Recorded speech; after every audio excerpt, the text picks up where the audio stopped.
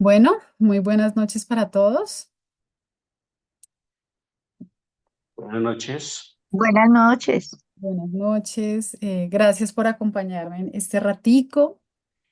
Bueno, les cuento que estoy haciendo un análisis de un texto eh, de un personaje que se llama Walter A. Crott. Em, Él tiene una obra, él hizo una obra que se llama Teología del Antiguo Testamento y en esa obra hay una parte específica donde él hace un estudio sobre las partes constitutivas del ser humano. Y pues en esa parte es la que yo me voy a enfocar hoy.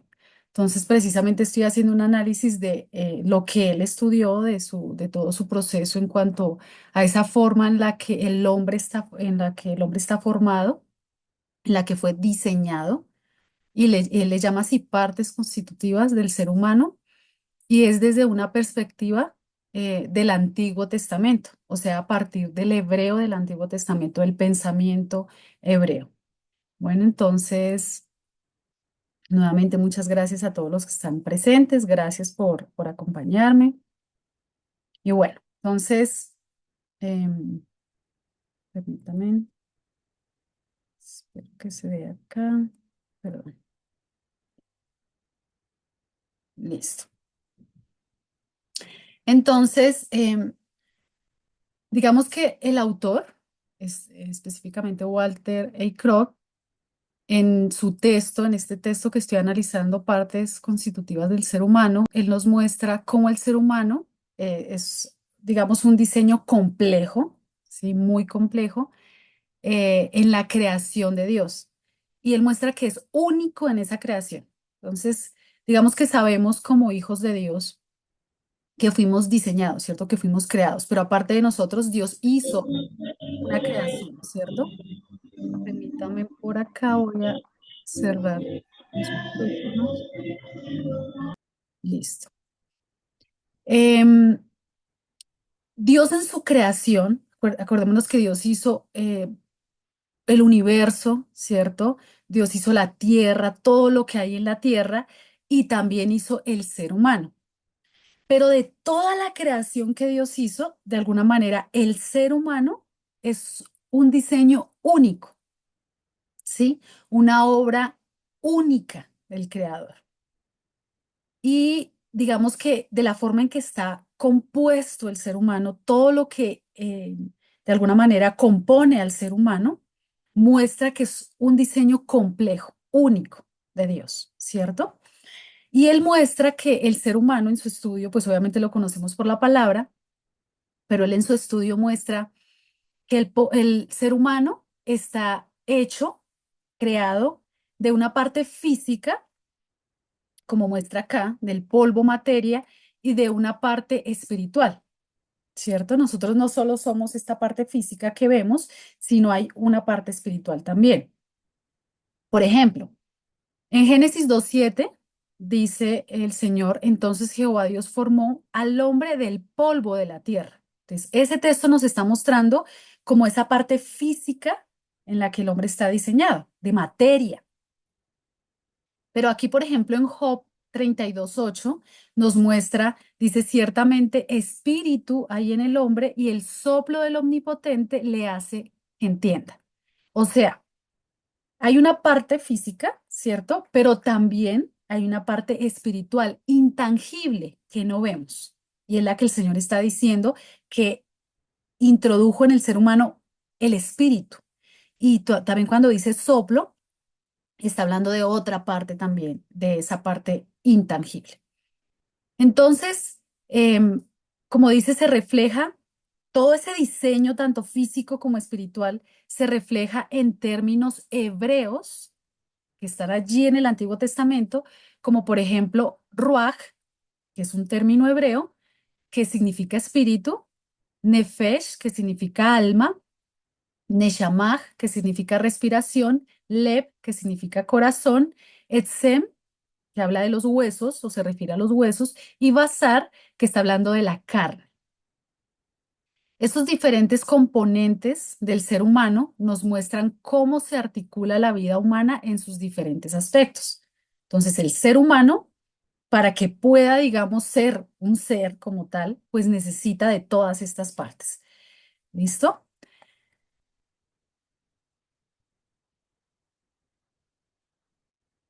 Entonces, vamos a tratar de ver cada uno de estos términos un poco desde el hebreo y viéndolos un poco desde su etimología, de la etimología de la palabra y el uso que se tiene en algunos textos en el Antiguo Testamento y como una pequeña exploración teológica de esos textos o del uso de ese término en el Antiguo Testamento. Entonces, por ejemplo, del término ruaj, que es espíritu en hebreo, entonces, como dice acá, la etimología de este término, o sea, su raíz, de dónde viene el origen de esa palabra, dice la palabra ruaj proviene de la raíz que significa soplar o viento. Y en el Antiguo Testamento se utiliza para describir tanto el espíritu humano como el espíritu de Dios. Entonces, ese término se usa tanto para el espíritu del hombre como para el espíritu de Dios. Por ejemplo, aquí en Génesis 1:2 dice, el ruaj de Dios se mueve sobre las aguas, que es el versículo que nosotros conocemos, y el espíritu de Dios se movía sobre la faz de las aguas. Ese término espíritu de Dios o espíritu es ruaj. Y es aquí en Job 32:8 dice, ciertamente ruaj hay en el hombre y el soplo del Omnipotente le hace que entienda. O sea, ciertamente espíritu hay en el hombre y el soplo del Omnipotente le hace que entienda. Resulta que este término ruaj del Antiguo Testamento es el equivalente a neuma en el Nuevo Testamento. ¿Sí? ¿Cómo así? En el Antiguo Testamento, para referirse a espíritu, el término es ruaj y en el Nuevo Testamento el término es neuma. ¿Listo? Por ejemplo, no sé si ustedes recuerdan la historia cuando Jesús fue a resucitar la hija de Jairo, ¿sí? Cuando él fue a resucitar la hija de Jairo, ahí en esa historia, casi al final, dice, cuando el Señor la resucita, y el espíritu volvió a ella.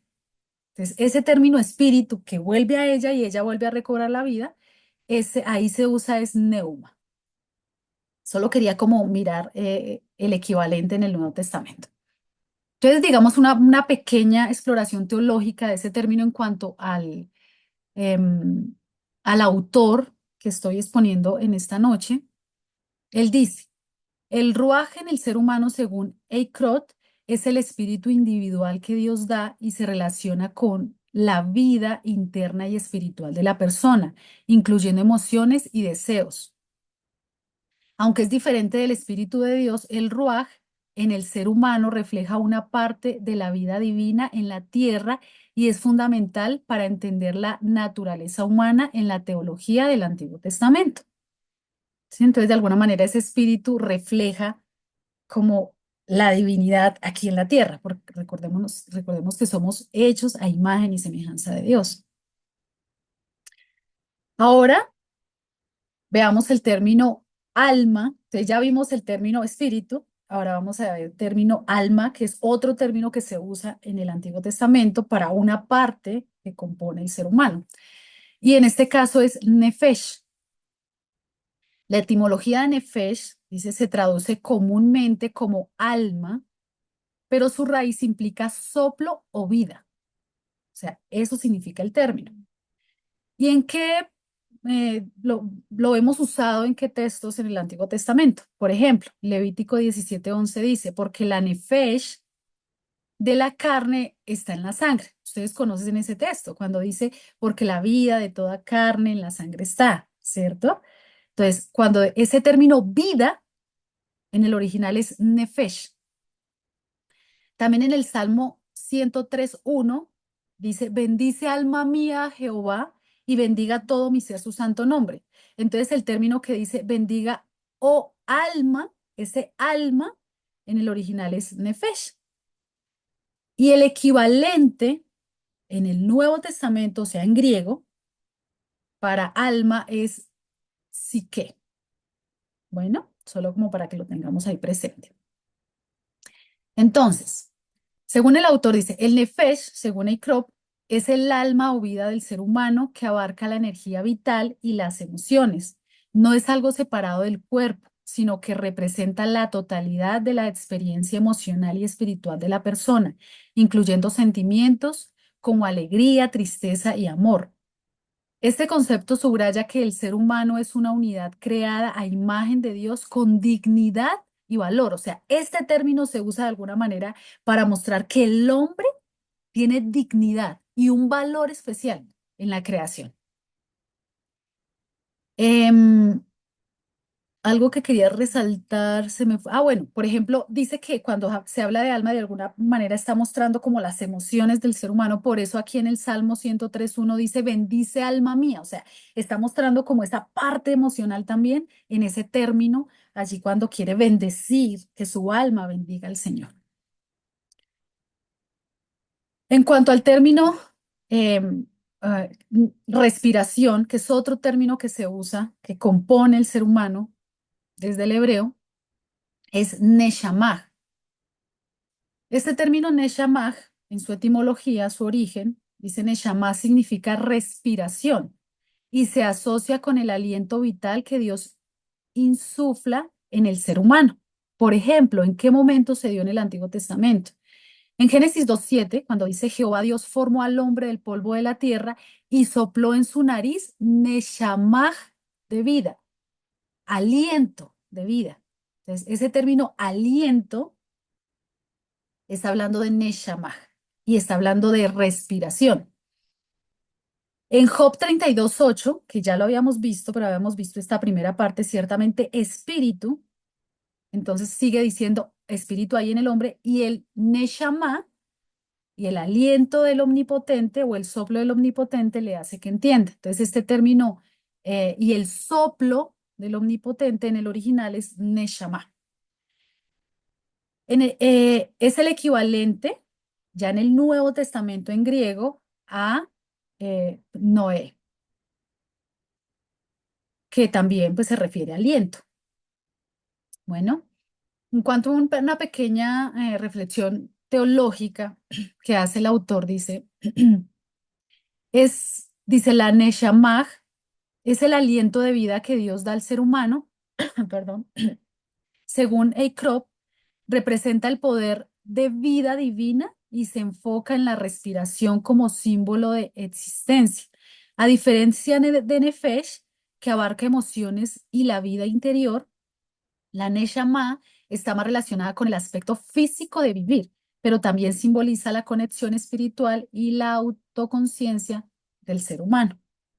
Vemos cómo desde el hebreo cada una de estas partes representa como algo, una expresión en cuanto al ser humano.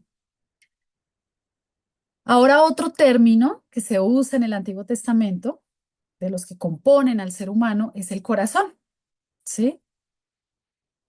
Y corazón es leb en hebreo. La etimología de leb se refiere al corazón, entendiendo como centro de la voluntad, el intelecto y las emociones. Para nosotros, en nuestra cultura, la parte intelectual se maneja en la cabeza, ¿cierto? O en el cerebro. Nosotros decimos, pues toda esa parte intelectual está acá. Pero en el hebreo, la parte y el intelecto, la razón del ser humano, ellos lo ven desde el corazón. O sea, cuando la escritura habla de corazón, no está hablando aquí del órgano o como para nosotros la parte es emocional únicamente, sino la razón, la parte, el intelecto del ser humano. Como por ejemplo, ¿en qué textos? Jeremías 17:9 dice que ustedes conocen ese texto, engañoso es el corazón más que todas las cosas y perverso, ¿quién lo conocerá? En el original dice, engañoso es el leb más que todas las cosas y perverso, ¿cierto? En el Salmo 51:10 dice, crea en mí, oh Dios, un leb, un corazón limpio y renueva un espíritu recto dentro de mí. O sea que cuando la escritura está hablando de esto, está diciendo, por ejemplo, engañoso es el corazón, no es la parte emocional. Está hablando engañosa es mi mente, ¿cierto? Engañosa es mi mente. Y luego en el Salmo, por ejemplo, dice, crea en mí, oh Dios, una mente, en el caso nuestro, digamos, una mente limpia y renueva un espíritu recto dentro de mí. Entonces es importante entender que en el hebreo, cuando se habla de corazón, está refiriendo a la parte intelectual, a la capacidad de razonar. Para Ikrop, el led, el corazón, en la tradición hebrea es el centro de los sentimientos, pensamientos y decisiones de la persona, abarcando tanto lo emocional como la inteligencia y la voluntad. Es esencial para la vida moral y espiritual, reflejando la verdadera esencia de la persona y su disposición a aceptar la voluntad de Dios, destacándose en la teología del Antiguo Testamento como clave para la responsabilidad individual. ¿Sí? Entonces, de alguna manera, por eso la Escritura dice que lo que el hombre refleja externamente es lo que está en su corazón, ¿cierto? O sea, es lo que está acá, en nuestra capacidad de razonar intelectual. Lo que hay acá es lo que sale sale y se ve claramente. Otros términos que también se usan allí, digamos que los más sobresalientes son los que les acabo de mostrar, pero hay otros términos que también se usan en el Antiguo Testamento, que son como partes del cuerpo, digamos, pero están representando como algo más intangible, más emocional o más de la razón. Por ejemplo, resulta que en el Antiguo Testamento se habla de riñones y el término es kiliot. Dice, se consideran la sede de las emociones y la compasión. Imagínense, o sea, en el Antiguo Testamento cuando se está hablando de la compasión como de un sentimiento profundo, el término que se usa es riñones. Por ejemplo, el Salmo 26:2. Me gustaría que alguien me ayude a buscar ese texto.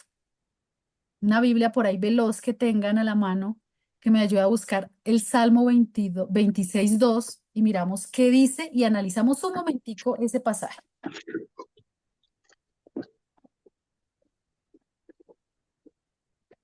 Hola, mi Jenita, llegué tarde, no me acordaba. Tranquila, no Discúlpame. te preocupes, tranquila.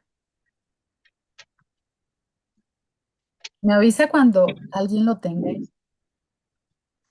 Salmos. Yo lo tengo. Ok, dale. En Reina Valera, me Está dice. bien, está bien. Salmo 26:2. Sí, señora. Escudriñame, oh Jehová, y pruébame. Examíname mis íntimos pensamientos y mi corazón. ¿Sí? Ok, gracias, Susana. Ese término íntimos pensamientos, en el original, el término que está es riñones. Yo les voy a leer acá la Reina Valera, no de 1960 que leyó Susana, sino la Reina Valera de 1909, que es mucho más antiguo, mucho más literal. Dice, pruébame, oh Jehová, y sondéame. Examina mis riñones y mi corazón. Entonces, es interesante ver cómo para los hebreos, ¿cierto? Cuando se hablaba de riñones, estaba hablando de esos más íntimos pensamientos, ¿sí? Obviamente a nosotros ya no lo traducen en las nuevas versiones, de pronto de una forma que lo podamos entender más claro, ¿cierto? Que sea un poco más claro para nosotros. Pero esos eran los términos que se usaban allí, los términos que usan ellos. Entonces, como dice él, se considera la sede de las emociones y la compasión, como el salmo que acabamos de leer. Sugiere que la verdad en lo íntimo está vinculada a estos órganos, ¿cierto? Ellos vinculaban o relacionaban estos órganos a estos sentimientos, reflejando la profundidad del efecto divino. Otro término que se usa en el hebreo del Antiguo Testamento es entrañas. Dice, las entrañas simbolizan la ternura y la misericordia de Dios, mostrando cómo nuestras emociones pueden ser un reflejo del amor divino. También la cabeza. Y acá quiero mostrar algo interesante. Para nosotros, en nuestra cultura occidental, la cabeza, otra vez, es esa sede del intelecto, pero para ellos no. Dice, no se encuentra un uso significativo del término cabeza en relación con los procesos psíquicos o mentales, solo se hace referencia a visiones de la cabeza en el libro de Daniel, donde se alude más a la sede de los ojos o por lo tanto al órgano de la visión, ¿cierto? Pero para ellos no es tan importante la cabeza. En este caso lo relacionan es con el corazón. Huesos. En la cultura hebrea, los huesos, la parte más dura y duradera del cuerpo, simboliza la vida psíquica, reflejando la conexión profunda entre lo físico y lo mental. Los problemas emocionales y espirituales se consideran capaces de afectar incluso a los huesos. Y en algunos casos los huesos representan al ser humano en su totalidad, como por ejemplo cuando David decía que sus huesos estaban totalmente afectados, pero estaba hablando de algo, de un sentimiento, de algo emocional que estaba viviendo. En el caso de la carne, dice, se refiere al cuerpo vivo conectando lo físico y lo psíquico. Cuando hablamos de lo psíquico, estamos hablando de lo mental. La expresión toda carne incluye a todos los seres vivos, tanto personas como animales. La carne también expresa emociones y estados de ánimo y refleja que el ser humano es una unidad integral en relación con Dios, donde el cuerpo no es una prisión, sino una parte esencial de su existencia que manifiesta la imagen divina. Entonces, según Walter A. Kropp, en el Antiguo Testamento se distingue entre lo espiritual y lo corporal en el ser humano, ¿cierto? O sea, muestra como que hay una diferencia entre la parte que vemos y la que no vemos. Los pensamientos y los sentimientos son diferentes del cuerpo, pero están conectados entre sí, ya que mente y cuerpo se influyen mutuamente. Así el cuerpo y el alma no son opuestos. El cuerpo es el medio a través del cual vivimos, mostrando que somos una unidad en nuestra experiencia de vida. Además, el autor destaca que el pecado, esto es interesante, ha afectado tanto nuestras acciones físicas como nuestros pensamientos y emociones. O sea, el pecado afectó todo nuestro ser.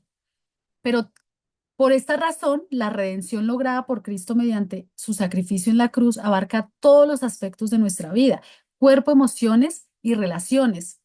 Esta obra de Cristo redime de manera completa, permitiendo experimentar un cambio integral. O sea, así como el pecado afectó todo, la obra de Cristo también, de alguna manera, redimió todo nuestro ser, tanto físico como espiritual. Por otro lado, muestra que la dignidad humana se basa en la creencia de que cada persona fue creada a imagen de Dios, lo que le confiere un valor y posición únicos. Aunque el pecado ha distorsionado esta imagen, la redención en Cristo restaura la relación con Dios, como lo decía ahorita, devolviendo propósito y dignidad al ser humano. El cuerpo es fundamental en la adoración y la redención, ya que somos tanto seres espirituales como físicos. Nuestra adoración a Dios se expresa a través de acciones y rituales que reflejan la importancia de lo físico y lo espiritual en nuestra relación con Él. Al considerar el cuerpo como un vehículo de adoración, nuestras acciones diarias se convierten en actos de devoción, invitándonos a honrar a Dios en todos los aspectos de nuestra vida. De esta forma, la adoración se convierte en una expresión holística de nuestra fe, donde cuerpo y espíritu trabajan juntos para glorificar a Dios. ¿Qué es lo que está diciendo el autor? De alguna manera lo que está mostrando es que eh, cuando nosotros queremos de alguna manera honrar a Dios, exaltar a Dios, en el diario vivir, pues le adoramos, ¿cierto? Con nuestra vida completa. Pero cuando queremos hacer una manifestación especial a Dios, no solo es la parte, digamos, intelectual, nuestra mente y nuestras emociones, sino que se debe reflejar en nuestro físico. O sea, nuestra vida debe ser completa, ¿cierto? Integral. Por lo tanto, aún, por ejemplo, cuando yo voy a exaltar con una canción a Dios, no solo es mi mente la que debe estar exaltándolo, y mi corazón, digámoslo así, mis emociones, sino todo mi ser, aún mi cuerpo debe reflejar eso, expresarlo de alguna manera. Por eso aún los judíos, ¿cierto? Ellos cuando iban a adorar a Dios, ellos se tiraban al piso, ¿cierto? Ellos se postraban, porque aún su físico representaba o demostraba lo que su interior también estaba, o más bien su físico reflejaba su interior, ¿cierto? Por lo tanto, nosotros debemos aprender también de eso. Nuestra parte física también debe mostrar cuando queremos exaltar a Dios. No solo la mente, porque a veces uno está adorando a Dios y pues la mente supuestamente lo está adorando, pero hay ninguna, o sea, no hay ninguna expresión externa, pero nuestro cuerpo también debe ser afectado por, debe ser un todo, ¿cierto? Que adora y exalta al Señor. ¿Qué aprendemos de todo esto que podemos rescatar? Voy a correr un poquito porque se me está acabando el tiempo y no me había dado cuenta. ¿Qué podemos rescatar de este análisis que hizo el autor Walter A. Kropp? Podemos entender un poco más la complejidad y perfección de la que fuimos creados y lo que significa para nosotros como hijos de Dios. La Biblia nos enseña que somos una unidad completa de cuerpo y espíritu, diseñados a imagen de Dios y dotados de dignidad y propósito. O sea, somos especiales más que cualquier otra creación. Esta enseñanza nos muestra que nuestra vida no es un producto del azar, como muchos dicen, y nos invita a reconocer nuestro creador detrás de cada detalle de nuestra existencia. O sea, la complejidad y ver lo especiales que somos nosotros y toda nuestra creación, debemos de alguna manera reconocer al que nos hizo, a nuestro creador. También nos anima a recordar que aunque el pecado manchó la imagen de Dios en nosotros, fue restaurada por la obra de Cristo. Al entender la dignidad humana y la restauración que se ofrece a través de la cruz, este acto de amor nos llama a fortalecer nuestra relación con Dios en todos los aspectos de nuestra vida, cuidando de nosotros mismos y recordando que la vida, que vale la pena seguir luchando cada día por el rescate de aquellos que no le conocen, ya que todos somos especiales para Dios. Como somos una creación especial y digna delante de Dios, todos los seres humanos también son especiales y por eso debemos luchar cada día por seguir rescatando a otros que también son una creación especial de Dios. Por lo tanto, nuestra misión como iglesia es fundamental. Cada persona tiene un valor eterno que debemos reconocer y respetar. Estamos llamados a vivir en equilibrio, mostrando la imagen de Dios en lo que hacemos, en lo que pensamos y en nuestras relaciones. Este entendimiento nos anima a ser agentes de cambio, promoviendo dignidad y amor en un mundo que busca redención y restauración. Y para terminar, quiero que nos quedemos con esto. Somos creados a imagen y semejanza de Dios, con un propósito único. O sea, somos una creación especial de Dios, como lo muestra todo esto que hizo este autor, A. Croft. Todo este estudio que hace a través del Antiguo Testamento, lo que muestra de nosotros es eso. Somos una creación especial, una creación única. Y todo lo que somos formados de alguna manera, todo lo que compone nuestro ser, tanto la parte física como la parte espiritual, intangible, de alguna manera deben reflejar que efectivamente somos creados a imagen y semejanza de Dios. Pero sobre todo creo que nosotros debemos recordar eso, que somos una creación especial, con una dignidad especial y cada día debemos reconocer eso. A veces luchamos con diferentes situaciones en nuestra vida, ¿cierto? Pero recordar que somos creados a imagen y semejanza de Dios y que somos una creación digna con un propósito especial, realmente eso nos puede ayudar aún en nuestro día a día, en nuestras relaciones con otros y en nuestra vida diaria también y en nuestra comunión con nuestro Creador. Entonces, ese era el tema que quería compartirles. Muchas gracias por acompañarme en este tiempito. Espero pues pueda ser de bendición este pequeño mensajito, esta pequeña reflexión. Entonces, muchas gracias a todos los que me acompañaron. Un abrazo. Dios les bendiga. Un abrazo, buenas noches. Gracias, Gracias. Paquita, bendiciones. Gracias, mi Jennifercita, te amo mucho. Bueno, gracias. Gracias, gracias, mi Gracias por la Jenita. invitación, estuvo muy bueno. Estuvo muy buena esos términos. Gracias, gracias, mi Esperancita. Un Chao. abracito. Chao.